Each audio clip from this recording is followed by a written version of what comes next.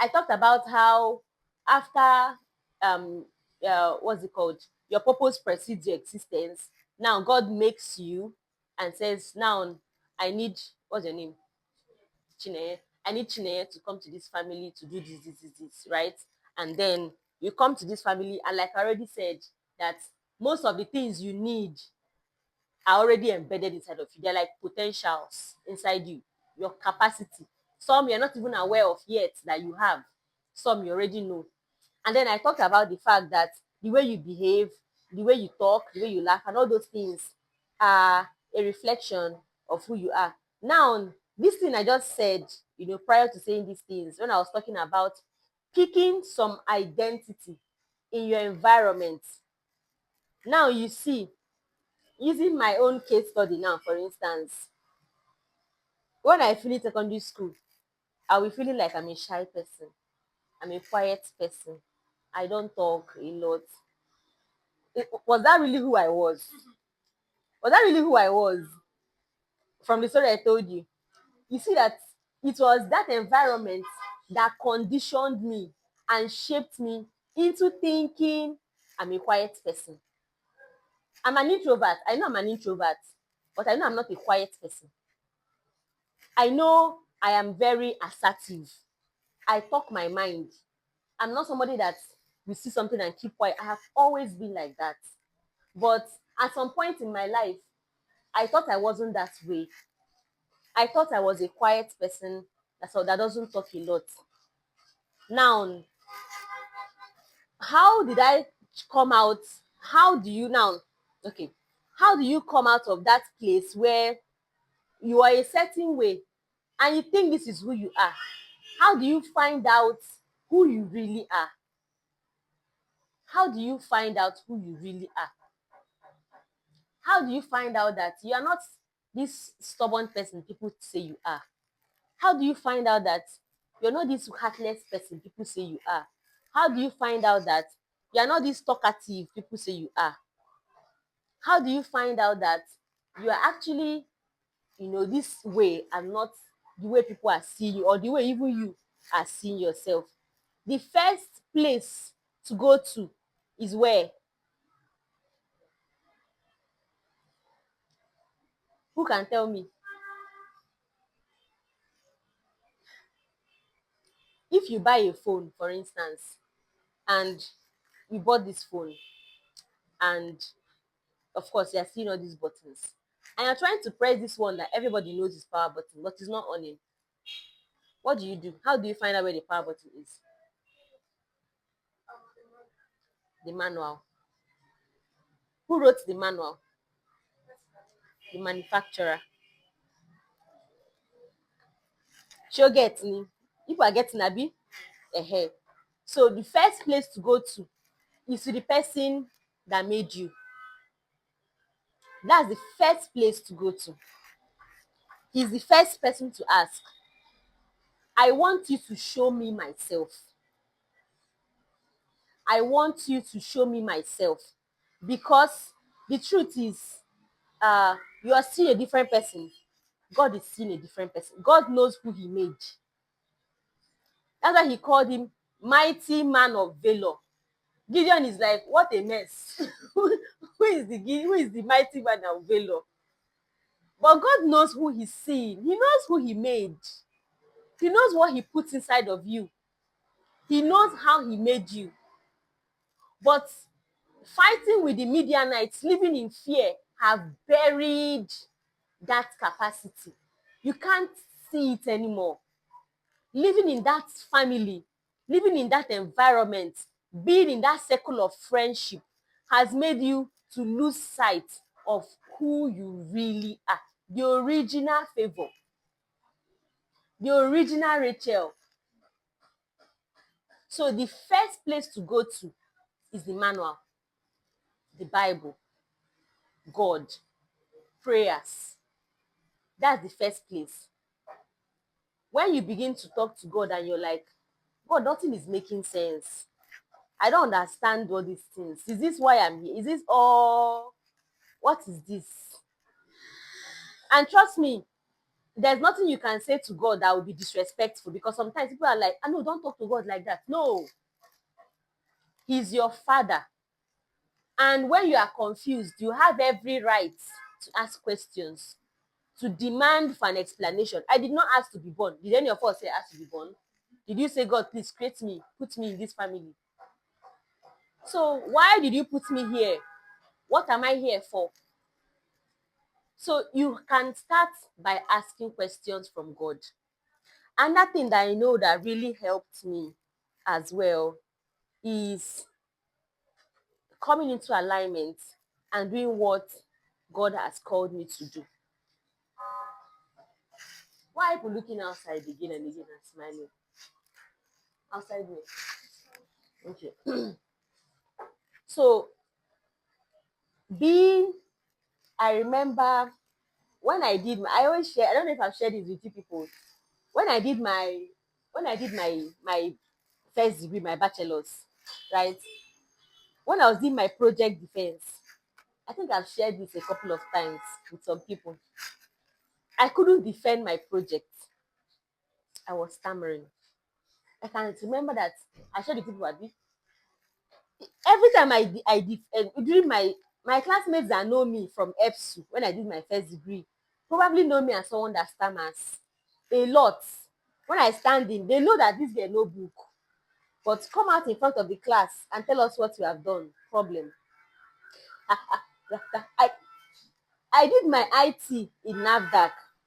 I was working in NAFDAC. I almost became like a staff. Like the staff there would give me samples to analyze and just do, because they trusted, they could see that I knew what I was doing. I did my IT complete, wrote everything myself. These people copy. I did not copy anything. My project, my project work, and let me not say this here, but I did it myself. My first degree project, I did it myself, even without prior knowledge of research. But I tried my best. I was always in the lab, all the journals, the writing, the statistical analysis. God in heaven, I did it myself. I just even know how to use SPSS. I was doing calculation with pen and paper. So I wrote my project myself. Oruzie defense.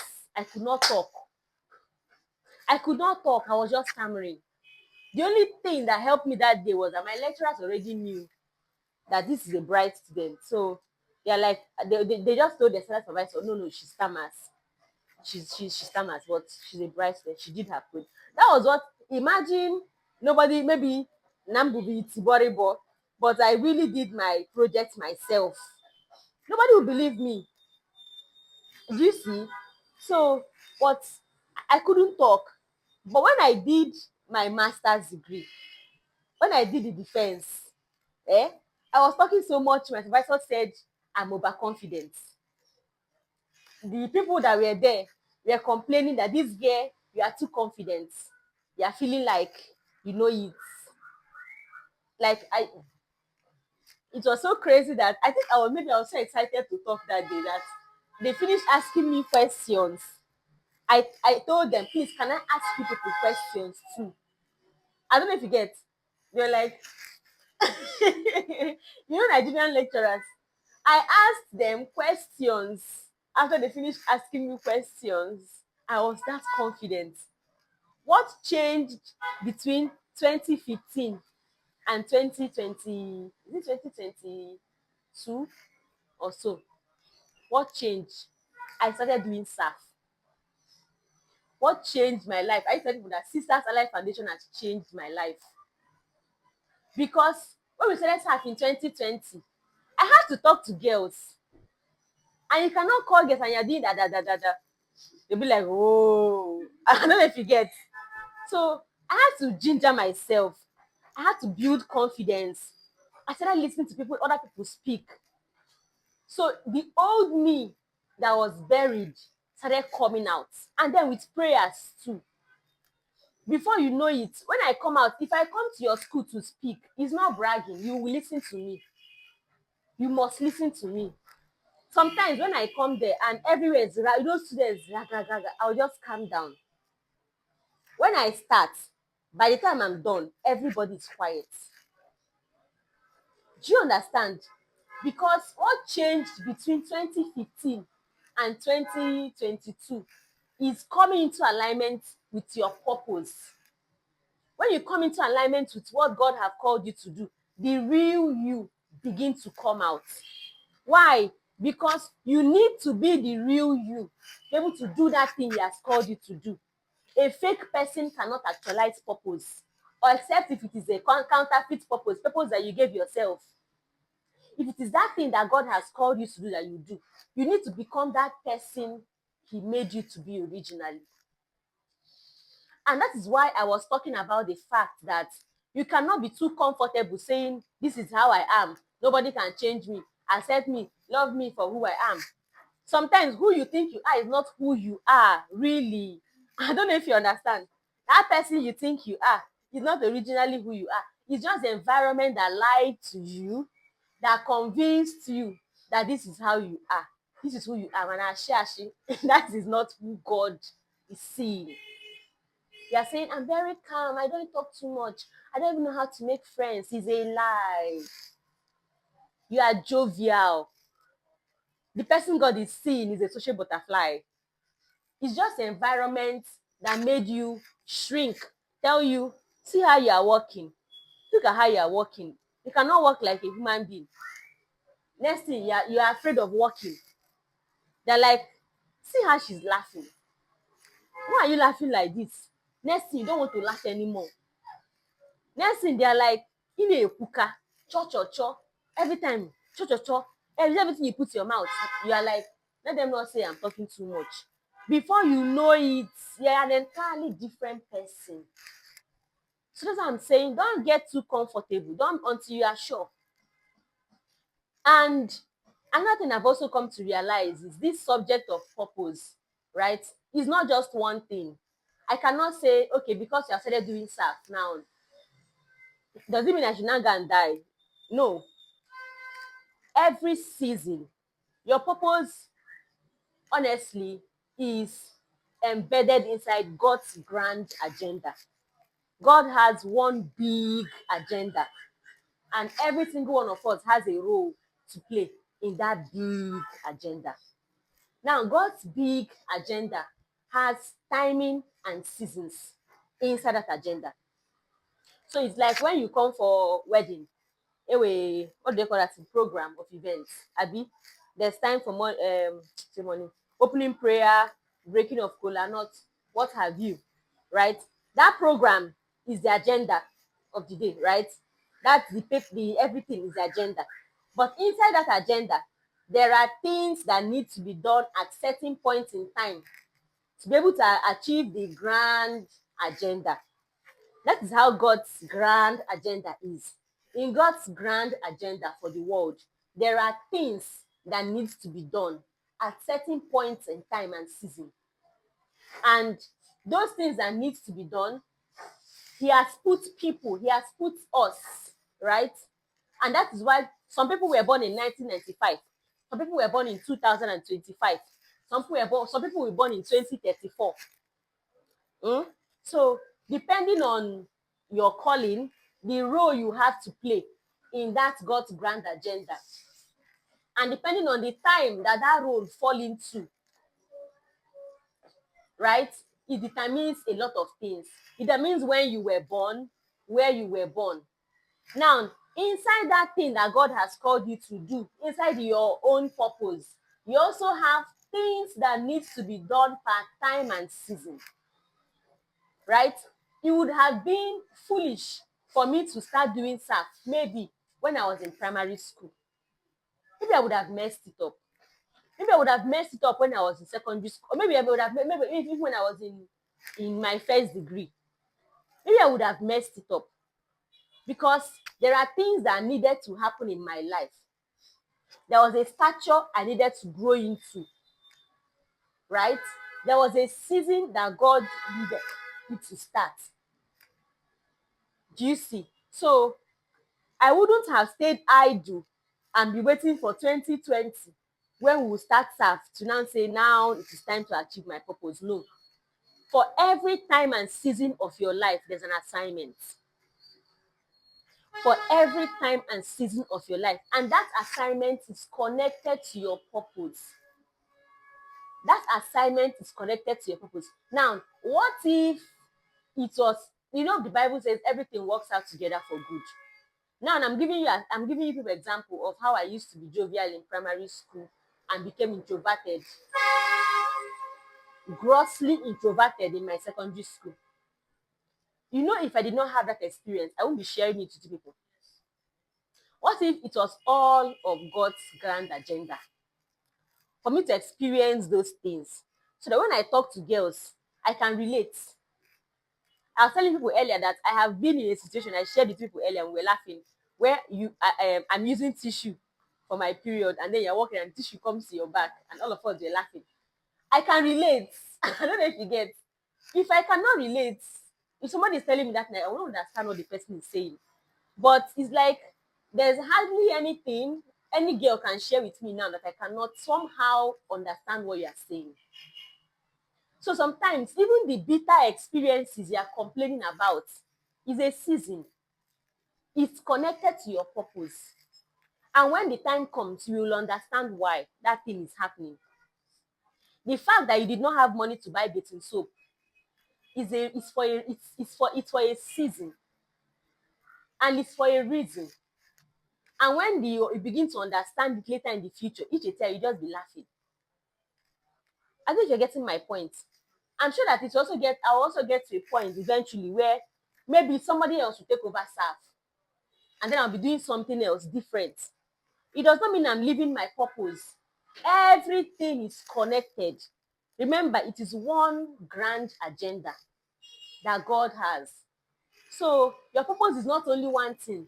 Before somebody will say, my purpose is fashion.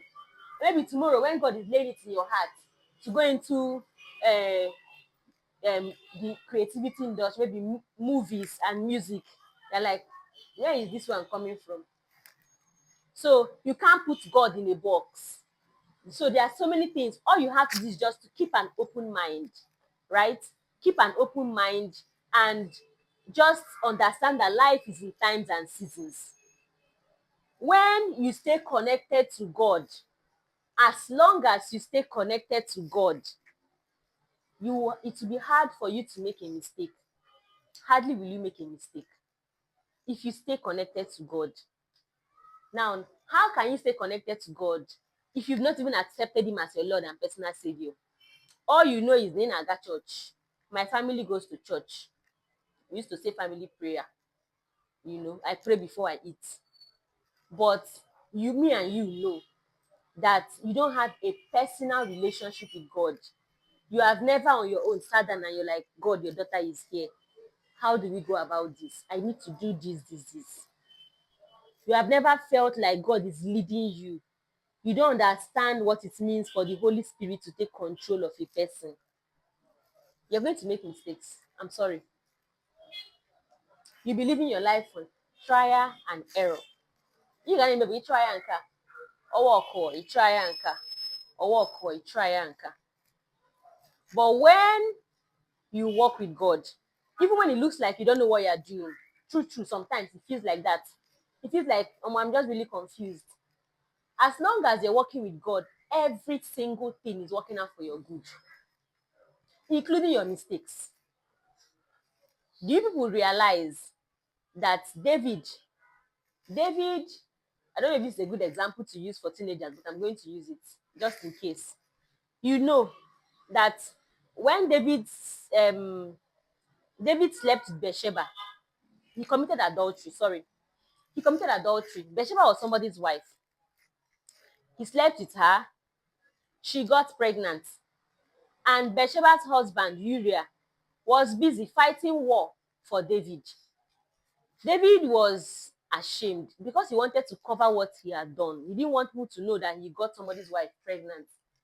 He sent Uriah to come back and come and sleep with his wife. Uriah was like, how will my comrades be fighting and I'm here sleeping with my wife? He refused. What did David do? David told them to put him in front of the wall so that he would die fast. And that man died.